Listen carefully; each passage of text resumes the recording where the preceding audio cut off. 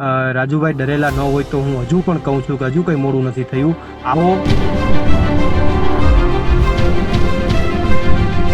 મારી સાથે જેલમાં એક 75 વર્ષના વડીલ હતા જેને બ્લડ કેન્સર હતું. એને દોઢ મહિના સુધી જેલમાં રહેવું.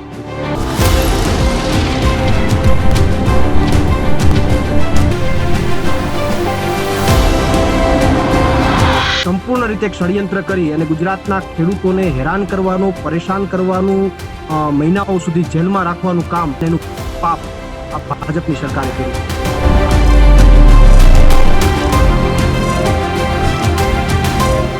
અમે ત્યાંથી કોઈ એક પણ હું ત્યાંથી અમે નીકળ્યા નથી. ત્યાંના યુવાનોએ ગાડીમાં બેસાડી અને અમને ત્યાંથી દૂર કર્યા છે. અને સીસીટીવી ફૂટેજમાં હજુ પણ જ્યાં જ્યાં લાઈવ ચાલુ હતા એમાં જોઈ શકાય છે. અમે કોઈ ત્યાંથી દોડીને ભાગીને નીકળી નથી.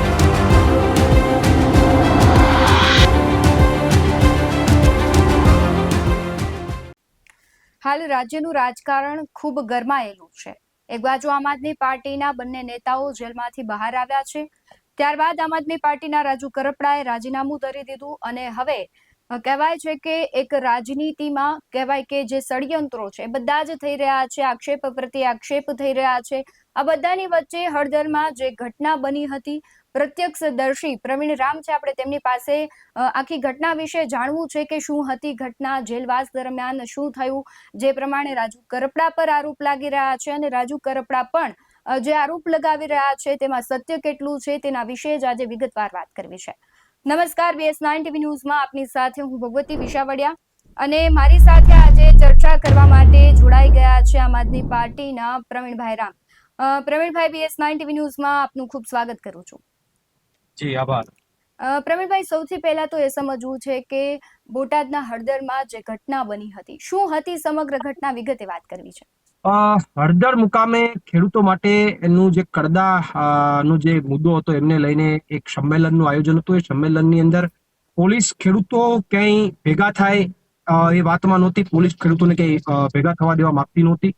એ સમયે ગાંધી ચિંધ્યા માર્ગે ખેડૂતો ભેગા થાય અને એક કડદાનો જે કંઈ અન્યાય થતો હોય તો એનો અવાજ સરકાર સુધી પહોંચે એ માટે ખેડૂતો હળદર મુકામે ભેગા થયા, હળદર ગામમાં. અને એમણે અમને ત્યાં જયારે હાજર થવાનું કીધું ત્યારે અમે જયારે હળદર પહોંચ્યા ત્યારે હજારોની સંખ્યામાં ત્યાં લોકો ઉપસ્થિત હતા, ખેડૂતો ઉપસ્થિત હતા. તો આ જે કઈ સભા ત્યાં શરૂ થઈ, મારી સ્પીચ પૂરી થઈ, રાજુભાઈની સ્પીચ પૂરી થઈ, આગામી પ્રોગ્રામ અમે જાહેર કર્યો અને ત્યારબાદ અમે મારા ખ્યાલથી સભાને અંત તરફ પૂર્ણ થવાને આરે હતી સભા. તો આ સમયે પોલીસ 15 મિનિટમાં 3 વાર આવે છે. પહેલી વાર જયારે પોલીસ આવે છે ત્યારે ખેડૂતો આક્રોશિત થઈને ઉભા થઈ જાય છે. અમે એને બેસાડીએ છીએ, લાઈવમાં છે, સતત બેસાડીએ છીએ. ફરીથી પોલીસ 5 મિનિટમાં બીજી વાર એન્ટ્રી કરે છે. ફરીથી આ જ ઘટના બને છે. તો આવી પરિસ્થિતિમાં પોલીસે શું કરવું જોઈએ? એમની વિવેક બુદ્ધિ વાપરી અને પોલીસે કોઈ હાઈવે નતો કે ત્યાં તાત્કાલિક ધોરણે લોકોને 5-25 મિનિટમાં ન હટાવીએ તો ટ્રાફિક જામ થઈ જાય. એવી સ્થિતિ નહોતી. પોલીસે હકીકતની અંદર 15-20 મિનિટ કે અડધો કલાક રાહ જોઈ અને સભાને વિખેરાઈ જાય અથવા સભા પૂર્ણ થઈ જાય એના માટે એની રાહ પોલીસે જોવી જોઈએ. પણ પોલીસે એવું ન કર્યું. 15 મિનિટમાં પાછા ત્રીજી વાર આવ્યા, હેલ્મેટ અને લાકડીઓ સાથે આવ્યા અને અંદર ટોળામાં ઘૂસી ગયા.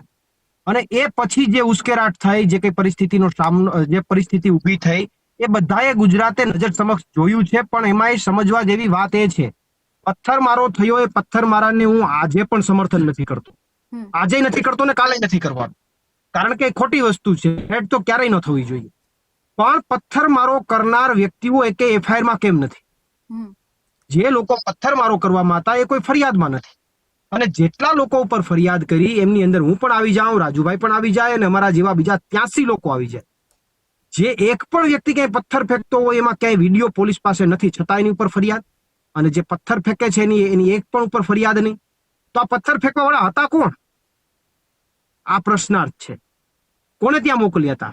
અને જેને મોકલ્યા હોય ને એની ઉપર FIR કેમ ન થઈ, ફરિયાદ કેમ ન થઈ? તો આ સૌથી મોટો પ્રશ્ન છે. એટલે હું એવું માનું છું કે માનું નહીં, ફાઇનલી એક ષડયંત્ર હતું અને ક્યાંક ને ક્યાંક અમને ફસાવી દઈ અને આ લડાઈને, ખેડૂતોની લડાઈને બ્રેક કરી દેવા માટે અને ખેડૂતોના અવાજને દબાવી દેવા માટેનો આ ભાજપનો પ્રયાસ હતો, જે નજર સમક્ષ ગુજરાતની જનતાએ જોયું છે. પ્રવીણભાઈ, એ પણ સત્ય હતું કે જે આખી સભા હતી એની પરમિશન નહોતી મળી, તેમ છતાં સભા કરવામાં આવી હતી. જો પરમિશન જે 3 દિવસ પહેલા ખેડૂતો ભેગા થયા એ પછી માર્કેટિંગ યાર્ડ ખાતે ભેગું થવાનું હતું. પોલીસ ત્યાં કોઈ પણ ભોગે ખેડૂતોને ભેગા થવા દેવા માંગતી નહોતી અને એટલા માટે હળદર ખાતે ભેગા થયા અને પરમિશન નહોતી માની શકીએ. પરમિશન આગળ ક્યાં આપે છે? પરમિશન કોઈ પણ પ્રોગ્રામમાં આવે, કોઈ પણ આવા આંદોલનો હોય તો પરમિશન તો નથી જ આપતા. તો શું ખેડૂતોએ એમનો ગાંધી ચિંધ્યા માર્ગે અવાજ જે સરકાર સાંભળવાનો એ બંધ કરી દેવાનો? સરકાર સાંભળતી નથી અને ત્યાં ખેડૂતો ભેગા થયા તો એ ક્યાં કોઈને ગોળીઓ મારતા હતા? એ ક્યાં લો એન્ડ ઓર્ડર નો ભંગ કરતા હતા? એ તો માત્ર ને માત્ર ત્યાં ભેગા થયા, સભા ચાલતી હતી અને સભા વિખેરી નાખવાની હતી. ત્યાં કોઈ ગોળી મારતા હોય, ત્યાં કોઈ એકબીજાને બીજી કોઈ ત્રીજી કોઈ કાયદાનો ભંગ કરતા હોય તો વાત ઓકે છે, પણ આ તો મારા ખ્યાલથી દોડવું તું ને ઢાળ મળી ગયું અને જોતું તું ને એવું મળી ગયું અને સંપૂર્ણ રીતે એક ષડયંત્ર કરી અને ગુજરાતના ખેડૂતોને હેરાન કરવાનું, પરેશાન કરવાનું, મહિનાઓ સુધી જેલમાં રાખવાનું કામ, એનું પાપ આ ભાજપની સરકારે કર્યું છે. પ્રવીણભાઈ, એ ઘટના દરમિયાન તમે અને રાજુ કરપડા હતા, તમે બંને નીકળી જાઓ છો, પછી આક્ષેપો એવા પણ લાગે છે કે એ ઘટના દરમિયાન તમે છટકી ગયા અને બાકી બધા જે હતા એને માર પડ્યો, જે નિર્દોષ ખેડૂતો હતા, તો તમે બચી ગયા ને આ બધા જ કેમ ભોગ બન્યા? તમે કઈ જગ્યાએ એવી સેફ જગ્યાએ જતા રહ્યા હતા કે પ્રી પ્લાનિંગ હતું કે ભાઈ આવી ઘટના બને તો તમારે જતું રહેવાનું છે? ના, પ્રી પ્લાનિંગ પ્રવીણ રામનું ને રાજુ કરપડાનું હોય તો પથ્થર ફેંકવા વાળા લોકો ઉપર એફઆઈઆર ન થાય એવું બને? માની લો કે પ્રી પ્લાનિંગ અમારું હોય તો પથ્થર ફેંકવા વાળા લોકો ઉપર એફઆઈઆર ન થાય આવું બને ક્યારે? શક્ય જ નથી. તો પ્રી પ્લાનિંગ તો કોનું હતું એ આ મુદ્દા ઉપરથી જ ખબર પડી જાય છે કે એફઆઈઆર જે પથ્થર ફેંકવા વાળા લોકો છે એના ઉપર એફઆઈઆર નથી થઈ. વાત રહી બીજી કે અમે ક્યાં હતા. આખા લાઈવ ની અંદર આ ઘટના બની,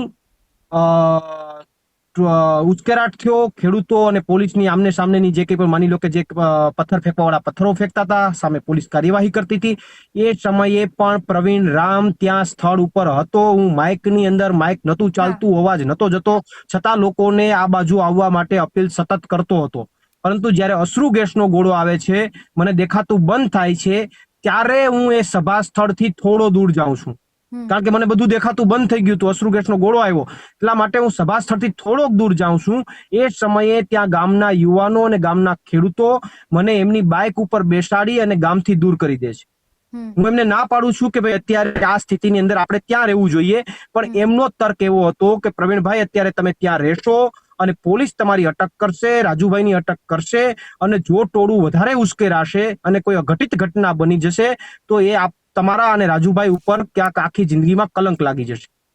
તો એ વાત મને, એને જે વાત કરી મને ગળે ઉતરી કે કદાચ કોઈ અઘટિત ટોળું હજુ વધારે ઉશ્કેરાય અને કદાચ કોઈ અઘટિત ઘટના બની જાય તો એ અઘટિત ઘટના માટે અમે ત્યાં નહોતા ગયા, અમે તો કાજ ઉઠાવવા માટે ગયા હતા અને કલંક અમારે જિંદગીમાં ક્યારેય લગાડવું નહોતું. એટલા માટે અમે ત્યાંથી કોઈ એક પણ હું ત્યાંથી અમે નીકળ્યા નથી. ત્યાંના યુવાનોએ ગાડીમાં બેસાડી અને અમને ત્યાંથી દૂર કર્યા છે અને સીસીટીવી ફૂટેજમાં હજુ પણ જ્યાં જ્યાં લાઈવ ચાલુ હતા એમાં જોઈ શકાય છે. અમે કોઈ ત્યાંથી દોડીને ભાગીને નીકળી નથી ગયા. પ્રવીણભાઈ, આ બધી ઘટનાની વચ્ચે સવાલ એ થઈ રહ્યો છે કે જે નિર્દોષ ખેડૂતો હતા, જેમણે ક્યારેય પોલીસ સ્ટેશનનું એક પગથિયું નથી ચડ્યું, તેમને પણ જેલવાસ ભોગવવો પડ્યો, તમારે અને રાજુ કરપડાને પણ જેલવાસ ભોગવવો પડ્યો.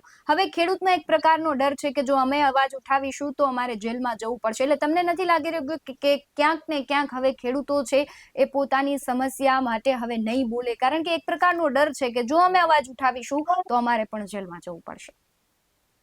જો બીજેપીની ગવર્મેન્ટ, બીજેપીની સરકાર આ જ કરવા માંગતી હતી, પરંતુ આવનારા સમયની અંદર ખેડૂતોના જે મુદ્દાઓ છે એના માટે અમે ચોક્કસથી અમે લડવા માટે તૈયાર છે. અમે ઘરે નથી બેસી ગયા. અમે આવનારા દિવસોમાં ખેડૂતો માટે અવાજ ઉઠાવીશું અને ખેડૂતોને પણ, જેટલા ખેડૂતો જેલમાં ગયા એમાંથી એક પણ ખેડૂત જે છે એ ડગ્યો નથી. બહાર નીકળ્યો ત્યારે હિંમતથી બોલ્યો છે કે આવનારા દિવસમાં ખેડૂતો માટે લડીશું. એક ખેડૂતોમાં હિંમત આવી છે જેટલા પણ જેલમાં ગયા છે. એ ભલે જિંદગીમાં ક્યારે પોલીસ સ્ટેશન કે જેલ નહોતી જોઈ, પરંતુ એને જેલમાં આવીને, પોલીસ સ્ટેશનમાં આવીને મજબૂત બની ગયા છે અને બહાર આવીને તમામ ખેડૂતોએ એક જ વાત કરી છે કે આવનારા દિવસોમાં પણ અમે તાકાતથી અવાજ ઉઠાવીશું. અમારે આમ આદમી પાર્ટીના તમામ નેતાઓ જે કોઈ પણ હોય, પિયુષભાઈ પરમાર, રાજુભાઈ બોરખતરિયા, રમેશભાઈ મેર, આ તમામ લોકોએ પણ મજબૂતીથી અંદર જેલવાસ કાપ્યો છે અને બહાર આવીને પણ અત્યારે મજબૂતીથી લડાઈ લડી રહ્યા છે.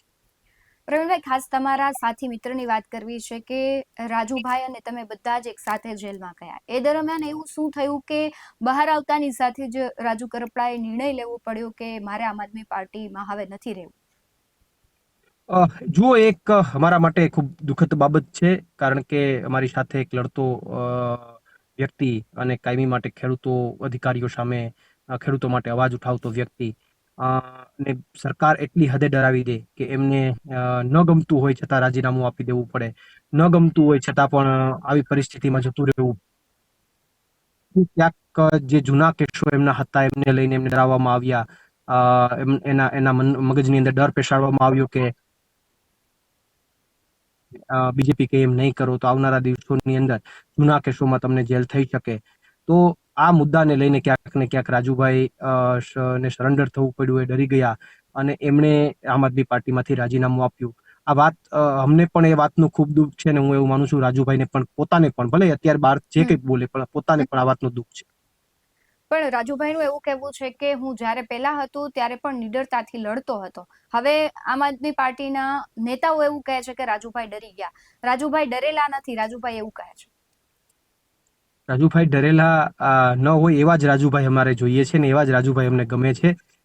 રાજુભાઈ ડરેલા ન હોય તો હું હજુ પણ કહું છું કે હજુ કંઈ મોડું નથી થયું. આવો આમ આદમી પાર્ટીમાં, તમને ખબર છે કે અરે આમ આદમી પાર્ટી છોડો, ગુજરાતના ખેડૂતો તમને આવકારવા તૈયાર છે. આવો ફરીથી આપણે સાથે મળીને લડીએ. ચાલો, આવો સાથે મળીને લડીએ ખેડૂતો માટે. પ્રવીણભાઈ, તમે પણ જેલમાં 108 દિવસ વિતાવ્યા. એ દરમિયાન સંઘર્ષ કેવો હતો? જેલમાં કઈ રીતના તમે રહેતા હતા? કારણ કે એ દિવસો ખૂબ કપરા હોય. આમ પરિવાર સાથે, પાર્ટી સાથે રહેતા હોય અને એ દિવસોમાં ખાલી મન હોય, ઘણા બધા વિચારો આવતા હોય. એ આખા સમય દરમિયાન તમે શું કરતા અને તમને કેવા વિચારો આવતા? જુઓ, જેલ છે એ ગુજરાતના કોઈ પણ વ્યક્તિ માટે ખરાબ સમયોથી અને ખરાબ અનુભવોથી ભરેલો જ એક સમય હોય છે. પણ અમે 108 દિવસ જેલમાં કાપ્યા છે, અને 108 દિવસ જેલમાં કાપીને જ્યારે અમે બહાર આવ્યા, ત્યારે હું તો એવું માનું છું કે વ્યક્તિગત રીતે હું તો મજબૂત થઈને બહાર આવ્યો છું. એનું કારણ છે કે જેલના દિવસો 4 દિવાલોની વચ્ચે કાઢવાના હોય છે. આમ તમારી પાસે સમય જ સમય હોય, પરંતુ સમય ન જાય કોઈ પણ રીતે એવી પરિસ્થિતિ હોય, કારણ કે ચારો આવ્યા કરે, તમે કોઈ એક્ટિવિટીમાં ડાયવર્ટ ન થાવ તો તમને સતત ચિંતા થાય, વિચારો આવ્યા કરે, પરિવારની ચિંતા થાય, પરિવાર શું કરતો હશે એની ચિંતા થાય, ક્યારે જામીન મળશે એનું કોઈ નક્કી ન હોય. તો આ બધી પરિસ્થિતિ જે છે તમને ક્યાંક ને ક્યાંક તમારા માટે સમય કાઢવો જેલનો ખૂબ અઘરો પડતો હોય છે.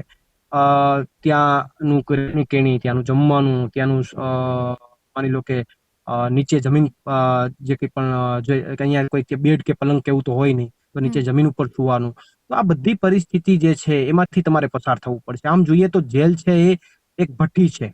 એ ભઠ્ઠીમાંથી તમારે તપીને બહાર આવવું પડે. તો અમે 108 દિવસ સુધી તપ્યા, એમાંથી અમે મજબૂત થયા. મારી વ્યક્તિગત વાત કરું તો મેં લગભગ રોજના 4 થી 5 કલાક રીડિંગ કર્યું, 5 થી 6 કલાક રોજની એક્સરસાઇઝ કરી.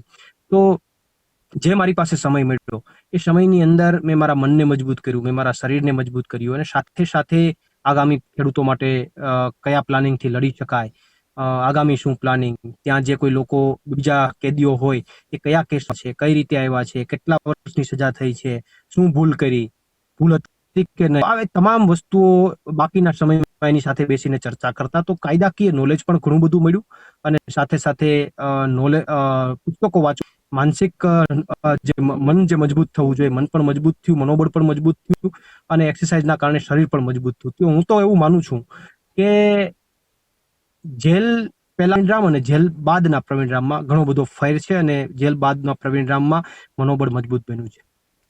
રાજુભાઈ પર એવા આક્ષેપો લાગી રહ્યા છે કે જેલવાસ દરમિયાન તેમને અધિકારીઓ મળવા આવતા હતા, અને તેને લઈને જ કે તેમણે આ ડિસિઝન લીધું છે કે ભાઈ આમ આદમી પાર્ટી હવે હું છોડું છું. એમાં કેટલું સત્ય છે?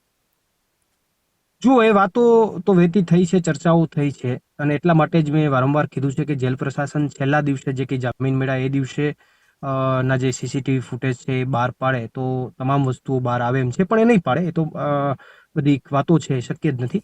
પણ વાસ્તવિક રીતે જે કંઈ પણ છે એ મીટિંગો અંદર થઈ કે બહાર થઈ, પણ ગોઠવાઈ ગયું છે, ફાઇનલ છે. અને ખાસ એ વસ્તુ સમજવી છે કે પ્રવીણ રામ છે અને રાજુ કરપડા છે, રાજુ કરપડાનો એવો આક્ષેપ છે કે પ્રવીણ રામ છે એ હવે ખેડૂત નેતા બનવાનો પ્રયાસ કરશે, તેને લઈને તમારું શું માનવું છે? જુઓ, પ્રયાસ કરવો એ જે વાત કરી રહ્યા છે, આ કેવું છે કે આ બહુ હું એવું માનું છું કે એમણે જે આક્ષેપ મેં તો સાંભળ્યો નથી, પણ મને ઘણા બધા મીડિયા મારફત આ વાત મળી છે. આ હું એવું માનું છું કે એનું જે માની લો કે દિલ કોઈનું વિશાળ હોય ને તો આવી વાત ન કરે. આ તો નાની વાત કહેવાય બહુ. કોઈ પ્રયાસ કરે છે, ખેડૂત નેતા તરીકે પ્રયાસ કરે છે, તો ખેડૂત નેતા તરીકે પ્રયાસ કરો તો ખેડૂત નેતા નથી થવાતું. એ તો ખેડૂતોના દિલમાં તમારી જગ્યા ઊભી થાય તો ખેડૂત નેતા થાય. પ્રવીણ રામ 2012 થી લડે છે, ખેડૂતો માટે લડે છે, કર્મચારીઓ માટે લડે છે, યુવાનો માટે લડે છે. તો પ્રયાસ કરવાનો વિષય ન હોય. મારા પ્રયાસ કરવાથી કઈ હું એ બની જાવ એવું ના હોય. એ તો મારે પ્રયત્ન મારો કરતો રહેવાનો હોય નિસ્વાર્થ ભાવે. એ લોકોના દિલમાં જગ્યા બનશે કે નહીં બને એ તો લોકોએ નક્કી કરવાનું. ક્યાં નક્કી કરવાનું છે? પણ રાજુભાઈ એમ કહે છે કે હું ખેડૂત નેતા છું ને એ હવે ખેડૂત નેતા તરીકેનો પ્રયાસ કરે છે. રાજુભાઈ, ખેડૂતો માટે તમે લડો છો તો હું તો આમાં આક્ષેપમાં કંઈ પડ્યો જ નથી. જે રાજુભાઈ આક્ષેપો કર્યા એના અમારે ખાલી જવાબો દેવાના હોય છે. અમે આક્ષેપો નથી કરવા માંગતા. આક્ષેપો કરવા માંગીએ તો અમારી પાસે ઘણું છે, એવું નથી. જેલની અંદર પણ મારી પાસે ઘણું છે, પણ મારે નથી આક્ષેપો કરવા. આક્ષેપો કરીને મારી વ્યક્તિત્વને મારે નાનું નથી કરવું. પણ એક વાત મહત્વની એ છે કે જે બીજેપીએ હળદરમાં ખેડૂતોને ઢોરમાર માર્યો, આપણી નજર સામે માર્યો, મારી રાજુભાઈની નજર સામે માર્યો, અમને બેને નથી ગમ્યું. એ જ બીજેપી વિશે અત્યારે ઘસાતું નહીં બોલવાનું અને બીજા લોકો વિશે બોલવાનું.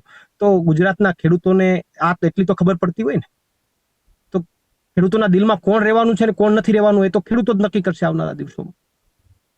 અને રાજુ કરપડા, કાયદાકીય જે પ્રક્રિયા હોય પાર્ટી દ્વારા કરવામાં આવી હોય તેને વિશે પણ સવાલ કરી રહ્યા હતા કે પાર્ટીએ પૂરતું ધ્યાન નથી આપ્યું, તેને લઈને જ વધારે ક્યાંક ને ક્યાંક તેઓને જેલમાં રહેવું પડ્યું છે.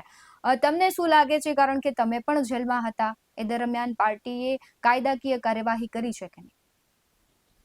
ચોક્કસથી કરી છે. વધારે જેલમાં રહેવું પડ્યું છે, પાર્ટી દ્વારા કાયદાકીય સપોર્ટ નથી મળ્યો એ વાત નથી. રાજુભાઈએ 108 દિવસ જેલમાં રહેવું પડ્યું છે. વાસ્તવિક કારણ છે બીજેપી, અને એનું વાસ્તવિક કારણ બીજેપી એટલા માટે છે કે લાંબો સમય રાખી મજબૂતને અમારા મનોબળને તોડી અને અમને કોઈ પણ રીતે આમ આદમી પાર્ટીમાંથી રાજીનામું અપાવડાવવાનું હતું. એટલા માટે ભાજપે 108 દિવસનો જેલવાસ અમારો કર્યો છે. અને એની અંદર પણ 3 વખત, 2 વખત પોલીસ હાજર નથી રહી. પોલીસ હાજર નથી રહી, કોના કહેવાથી હાજર નથી રહી? એની ઉપરનું સંચાલન કોણ કરતું હતું? તો શું કામ હાજર ન રહી? માત્ર કારણ એટલું જ છે કે લાંબુ કરીને આ લોકોનું મનોબળ તોડી નાખો અને આને કોઈ પણ રીતે આમ આદમી પાર્ટીમાંથી રાજીનામું આપવા માટે મજબૂર કરી દો. તો એ કેમ ભૂલી જવાય છે? તો વાસ્તવિક તો આ છે, કારણ કે 2 તારીખ, કેટલી બધી તારીખોમાં પોલીસ હાજર ન રહી, 2 વેકેશન આવી, આ બધી પરિસ્થિતિના 108 દિવસ થયા. સાથે રાજુભાઈ એવો પણ આક્ષેપ કરે છે કે ગોપાલ ઇટાલિયા અને મનોજ સરઠિયા છે એ પાર્ટીને ક્યારેય આગળ નહીં આવવા દે અને અરવિંદ કેજરીવાલની જે નજીક જાય છે તેને પાડવાનો ક્યાંક પ્રયાસ થઈ રહ્યો છે. તમને શું લાગી રહ્યું છે? જુઓ, આ આંદોલન બાદ રાજુભાઈને ખુદને પણ ખબર છે કે અમે બહાર આવવાના હતા, તો પાર્ટીએ અમારા માટે ખૂબ બહાર પણ સમર્થન આપ્યું હતું. પોતાની સાથે પણ પાર્ટી એક લેવલથી અમને વધારે પ્રમોટ કરવાની હતી. પાર્ટીના બેનરની અંદર અમારા ફોટા લગાવી દેવામાં આવ્યા હતા. તમામ કોઈ પણ જગ્યાએ બેનર લાગે ગુજરાતમાં તો એમાં અમારા ફોટા હતા, મારા અને રાજુભાઈના. તો પાર્ટી એક લેવલથી વધારે પ્રમોટ અમને કરવાની હતી, રાજુભાઈને ખબર હતી. તો એ એમ કહે છે કે આ 2 વ્યક્તિ કે આ ફલાણા વ્યક્તિ કે ઢીકણા વ્યક્તિ કે સગનભાઈ કે મગનભાઈ પાર્ટીને આગળ નથી આવવા દેવા. તો હવે તો તમને પાર્ટી પ્રમોટ કરવાની હતી, તો તમે કેમ અહીંયા ટેકા નહીં? ટકી ગયા હોત તો આપણે બધા સાથે મળીને પાર્ટીને આગળ લઈ જાય. કેમ ન ટકી નીકળીને પછી એવી વાતો કરે કે ઓલા આગળ ના? અરે ભલા ભાઈ, એટલી બધી ચિંતા હોય તો અહીંયા રહ્યો ને, આપણે સાથે મળીને આગળ વધારીએ. હાલો, 2 સગન ને મગન કે ફલાણા ભાઈ નો આગળ આવવા દેતા હોય, હાલો તો પાર્ટી તો હવે તમને પ્રમોટ કરવા માંગે છે, આવો આગળ, તમે આગળ વધારો પાર્ટીને, ચાલો. અને એક સવાલ એ પણ છે કે આમ આદમી પાર્ટી છે ધીમે ધીમે હવે ક્યાંક ને ક્યાંક વિકસી રહી છે, પોતાનું નેટવર્ક વધારી રહી છે. આ બધાની વચ્ચે તેના જૂના જોગીઓ છે એક પછી એક રાજીનામું આપે છે, અને જ્યારે રાજીનામું આપે છે ત્યારે ક્યાંક પાર્ટીનો જે આંતરિક જૂથવાદ છે તેને લઈને કહેવાય છે કે રાજીનામું આપે તેવું આપણે ભૂતકાળમાં પણ જોયું. ઉમેશ મકવાણા હોય, કરસન બાપુ ભાદરકા હોય કે રાજુ કરપડા હોય, તમને શું લાગે છે કે ક્યાંક આમ આદમી પાર્ટીનો આંતરિક જૂથવાદ છે એ પાર્ટીને નુકસાન કરે છે?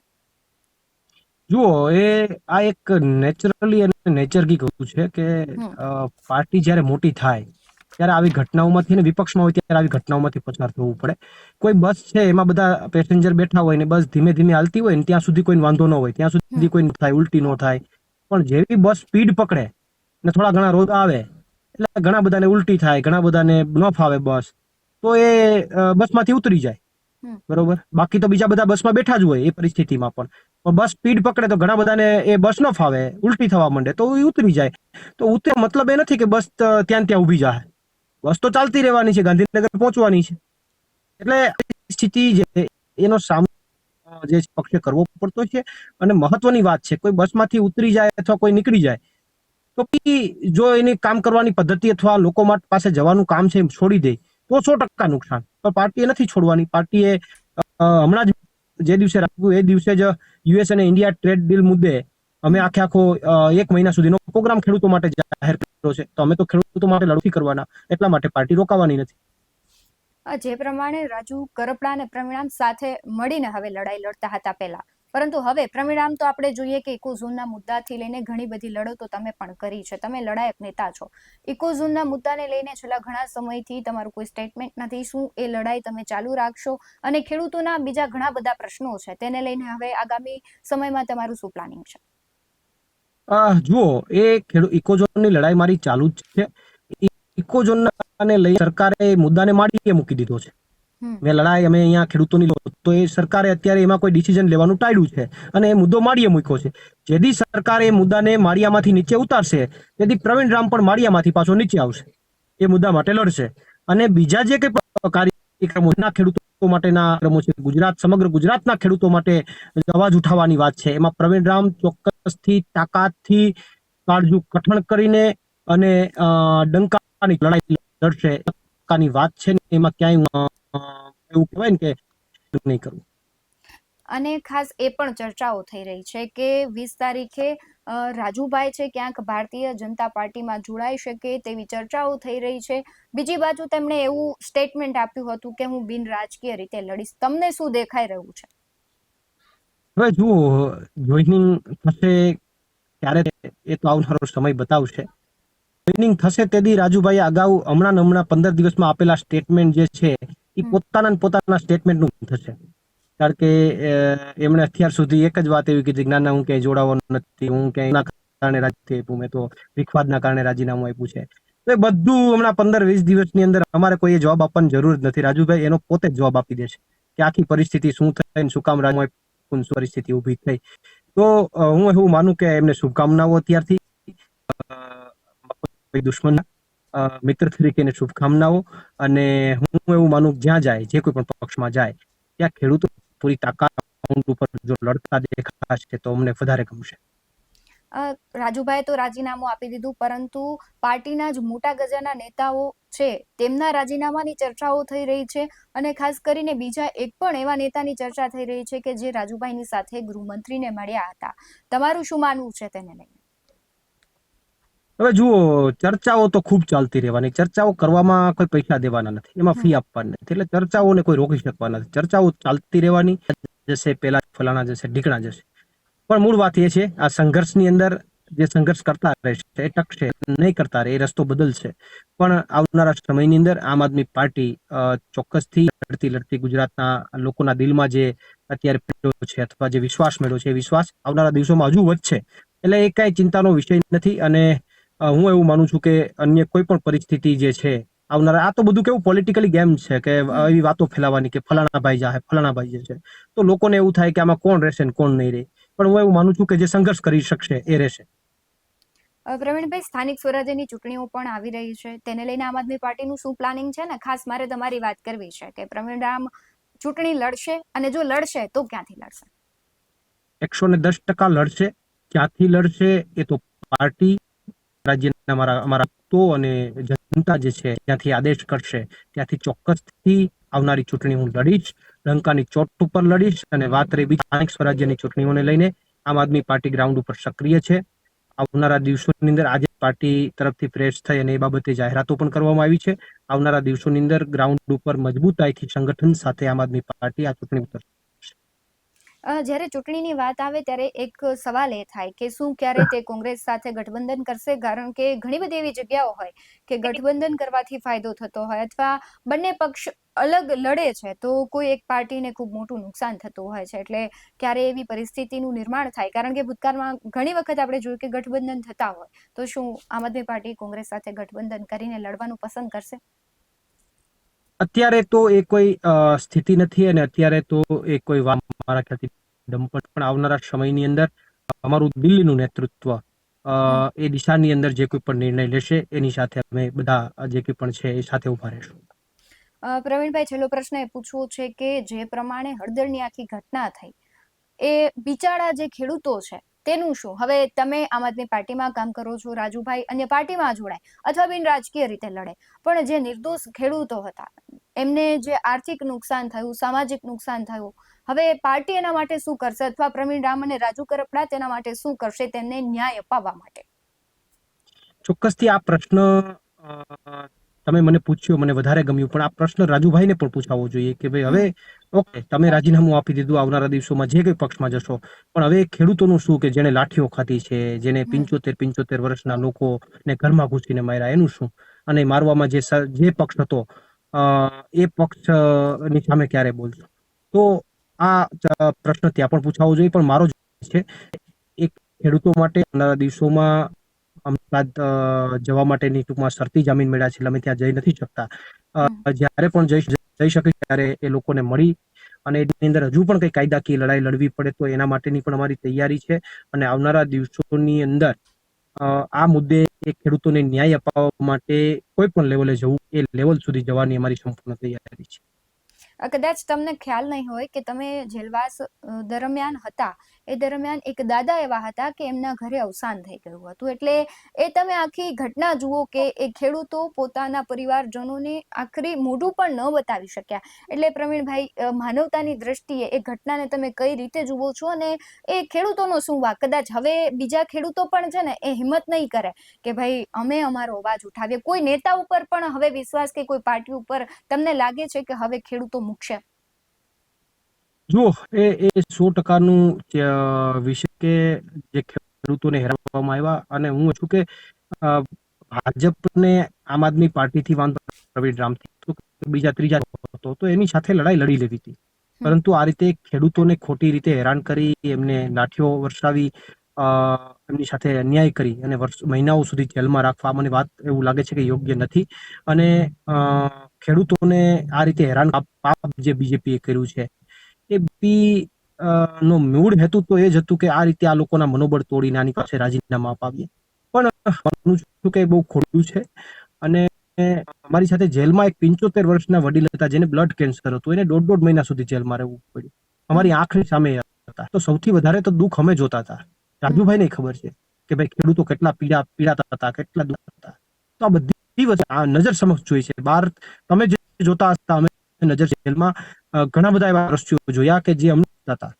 એ દાદા 75 વર્ષના બ્લડ કેન્સરથી પીડિત, દવા એમની નહોતી, તો એ સ્થિતિની અંદર એના મનોબળને મજબૂત રાખવું, અમારા મનોબળને મજબૂત રાખવું, પરિસ્થિતિનો સામનો કરવો એ અમારા માટે પણ ડિફિકલ્ટ હતું. હું એટલા માટે જ કહું કે બધું છોડીએ, પક્ષ, પાર્ટી, રાજકારણ બધું છોડીએ, પણ જેપીએ 2-3 મહિના પહેલા જ આ રીતે ખેડૂતોને મારી મારીને ઢોર બનાવી દીધા હોય, બીજેપી વિશે અત્યારે આપણે એક ન બોલીએ તો કેવું લાગે? એટલા માટે હું ગુજરાતના ખેડૂતોને કહું છું કે કોઈ ચિંતા કરવાની જરૂર નથી, કોઈ મૂંઝાવાની જરૂર નથી. માટે બેઠા છીએ, લડીશું અમારા હક માટે, જ્યાં સુધી શરીરમાં પ્રાણથી લડતા રહીશું. જી પ્રવીણભાઈ, આપ જોડાયા તે બદલ આપનો ખૂબ આભાર. જે પ્રમાણે પ્રવીણ રામે કહ્યું કે જેલ દરમિયાન ઘણા બધા એવા લોકો હતા, ખેડૂતો હતા કે તેમની સ્થિતિ એવી નહોતી કે તેને જેલમાં રાખી શકાય, તેમ છતાં પોતે લડાઈના એક ભાગરૂપે તેઓ ત્યાં રહ્યા. પરંતુ હવે જોવાનું એ રહ્યું કે જે ઘટનાઓ થાય, આજથી તમે ભૂતકાળની વાત કરો કે વર્તમાનમાં જુઓ, જ્યારે ખેડૂતના નામે આંદોલન થતા હોય ત્યારે માત્ર પાર્ટીઓને કે નેતાને જ લાભ થતો હોય છે. ખેડૂતના પ્રશ્નો છે ઘણી વખત એમના એમ પડ્યા રહેતા હોય છે, તેમનું સમાધાન નથી આવતું, અને આ બધી જ ઘટનાઓમાં જે ભોગવવાનો વારો આવે છે એ પણ ખેડૂતોનો જ આવે છે. એટલે ક્યાંક બાપડું ખેડૂત છે એ આ બધા ઘટનાઓમાં હેરાન થતો હોય છે, તેમને કોઈ જ લાભ નથી મળતો. હવે હળદરની ઘટનામાં પણ એવું જ થયું, ઘણા બધા એવા નિર્દોષ લોકો હતા કે જેને ખૂબ માર ખાવો પડ્યો, જેલમાં રહેવું પડ્યું, તેમને આર્થિક, સામાજિક બધી જ રીતે નુકસાન થયું. પણ હવે તેનું શું? આમ આદમી પાર્ટીમાંથી રાજીનામું રાજુ કરપડાએ આપી દીધું. પ્રવીણ રામ એવી વાત કરી રહ્યા છે કે તેઓ લડશે, પરંતુ સવાલ તો એ છે, ગળદો ભલે બંધ થઈ ગયો પણ ઘણા બધા એવા પ્રશ્નો છે કે હજુ પણ તે ખેડૂતોને સતાવી રહ્યા છે. હવે જોવાનું એ રહ્યું, કારણ કે વાયદા અને વચનો તો બધા જ આપે છે. દરેક પાર્ટીને કે દરેક નેતાને ખેડૂતો પાસેથી એક સ્વાર્થ હોય છે અને સ્વાર્થ પૂરો થયા પછી તેના પ્રશ્નો પણ નથી સાંભળવામાં આવતા. આ પણ એક કડવી વાસ્તવિકતા છે. હવે આ ઘટનાને લઈને તમારું શું માનવું છે? ખેડૂતોની જે સ્થિતિ છે તેને લઈને તમારું શું માનવું છે તે કમેન્ટમાં જરૂરથી જણાવજો. બાકી આવા જ વધુ અહેવાલો સાથે ફરી મળતા રહીશું. તમે અમારી યુટ્યુબ ચેનલને સબસ્ક્રાઇબ કરવાનું અને ફેસબુક અને ઇન્સ્ટાગ્રામ પર ફોલો કરવાનું ભૂલશો નહીં. બાકી અવનવી અપડેટ્સ મેળવવા માટે આપ જોતા રહો BS9 ટીવી ન્યૂઝ. નમસ્કાર.